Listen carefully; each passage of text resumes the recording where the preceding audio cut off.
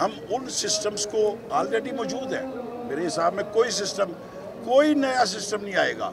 CR office मौजूद है, IT office मौजूद है, सेफ सिटी मौजूद है। उनसे काम लेना है, उनसे काम लेना। अच्छा सर, पिछली दफा भी एक मिनट यार, पिछली दफा भी सर सीसीपीओ साहब जो पिछले आए थे उन्होंने भी यही बात कही थी। एक बात आमतौर पर कही जाती है, जो पुलिस अफसरान थानों में तैनात हैं और वो पुलिस रूल को प्रॉपर तरीके से जो है फॉलो नहीं करते, उनके खिलाफ कार्रवाई होगी, इस तरह होगा। लेकिन अभी तक सर कोई कार्रवाई नहीं देखे।